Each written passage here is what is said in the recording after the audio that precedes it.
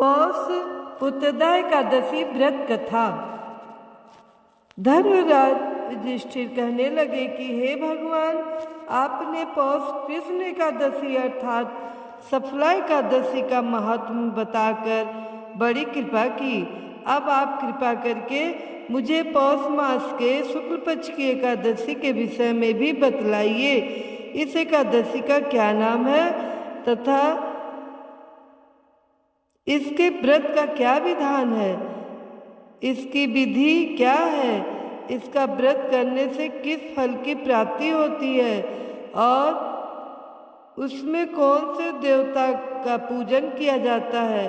कृपया यह सब विधान पूर्वक कहिए। भगवान श्री कृष्ण बोले, पौष मास के शुक्ल पक्ष में आने वाली इस एकादशी को पौष उत्तरदा एकादशी कहा जाता है।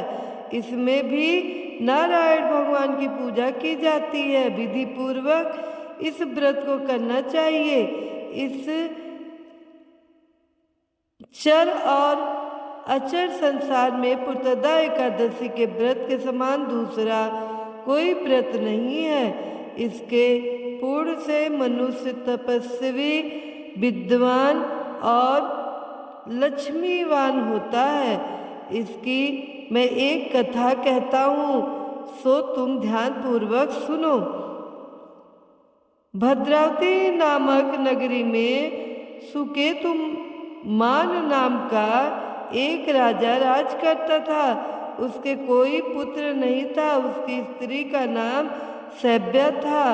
वह निपुत्री होने के कारण सदैव चिंतित रहा करती थी। राजा के भीतर भी रो रो कर पिंड लिया करते थे और सोचा करते थे कि इसके बाद हमको कौन पिंड देगा। राजा को भाई, बांधव, धन, हाथी, घोड़े, राज्य और मंत्री, इन सब में से किसी से भी संतोष नहीं होता था। यह सदैव यही विचार करता था कि मेरे मरने के बाद मुझको कौन पिंडदान करेगा। बिना पुत्र के पितरों और देवताओं का ऋण मैं कैसे चुका सकूंगा। जिस घर में पुत्र न हो उस घर में सदैव अंधेरा ही रहता है। इसलिए पुत्र उत्पत्ति के लिए प्रयत्न करना चाहिए। जिस मनुष्य ने पुत्र का मुख देखा है वह धन्य है। उसको इस लोक में यश और परलोक में शांति मिलती है, अर्थात उनके दोनों लोग सुधर जाते हैं। पूर्व जन्म के कर्म से ही इस जन्म में पुत्र, धन आदि प्राप्त होते हैं। राजा इसी प्रकार रात दिन चिंता में लगा रहता था। एक समय तो राजा ने अपने शरीर को त्याग देने का निश्चय किया, परंतु आत्मघात को महान पाप समझकर उसने ऐसा नहीं किया।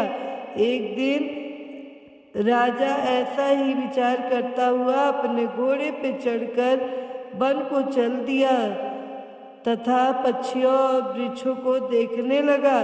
उसने देखा कि वन में मृग, व्याघ्र, सुअर, सिंह, बंदर, सर्प आदि सब भ्रमण कर रहे हैं। हाथी अपने बच्चों और हथनियों के बीच घूम रहा है। इस वन में कहीं तो गीदड़ अपने कर्कश स्वर से बोल रहे हैं, कहीं उल्लू ध्वनि कर रहे हैं। वन के दृश्यों को देखकर राजा सोच विचार में लग गया। इसी प्रकार आधा दिन बीत गया। यह सोचने लगा कि मैंने कई यज्ञ किए, ब्राह्मणों को स्वादिष्ट भोजन से तृप्त किया, फिर भी मुझको दुख प्राप्त हुआ है। क्यों? राजा प्यास के मारे अत्यंत दुखी हो गया और पानी की तलाश में इधर उधर फिरने लगा। थोड़ी दूरी पर राजा ने एक सरोवर देखा। उस सरोवर में कमल खिले थे तथा सारस, हंस, मगरमच्छ आदि विहार कर रहे थे। उस सरोवर के चारों तरफ मुनियों के आश्रम बने हुए थे। उसी समय राजा के दाहिने अंग फड़कने लगे। राजा शुभ शकुन समझकर घोड़े से उतरकर मुनियों को दंडवत प्रणाम करके बैठ गया। राजा को देखकर मुनियों ने कहा, हे राजन, हम तुमसे अत्यंत प्रसन्न हैं। तुम्हारी क्या इच्छा है, सो कहो। राजा ने पूछा, महाराज, आप कौन हैं और किस लिए यहाँ आए हैं? कृपया करके बतलाएं। मुनि कहने लगे कि हे राजन, आज संतान देने वाली पुत्रदा एकादशी है। हम लोग विश्वदेव आदि इस सरोवर में स्नान करने के लिए आए हैं। यह सुनकर राजा कहने लगा कि महाराज, मेरे भी कोई संतान नहीं है। यदि आप मुझ पर प्रसन्न हो, एक पुत्र का वरदान दीजिए। मुनि बोले, हे राजन, आज पुत्रदा एकादशी है, आप अवश्य ही इसका व्रत करें। भगवान की कृपा से अवश्य आपके घर में पुत्र होगा। मुनि के वचनों को सुनकर राजा ने उसी दिन एकादशी का व्रत किया और द्वादश को उसका पारण किया। इसके पश्चात मुनियों को प्रणाम करके महल में वापस आ गया। कुछ समय बीतने के बाद रानी ने गर्भ धारण किया और 9 महीने के पश्चात उनके एक पुत्र हुआ। वह राजकुमार अत्यंत शूरवीर, यशस्वी और प्रजापालक हुआ। श्री कृष्ण बोले, हे राजन, पुत्र की प्राप्ति के लिए पुत्रदा एकादशी का व्रत करना चाहिए। जो मनुष्य इस महात्म को पढ़ता या सुनता है, उसे अंत में स्वर्ग की प्राप्ति होती है। बोलो जय श्री कृष्ण, बोलो जय श्री विष्णु भगवान।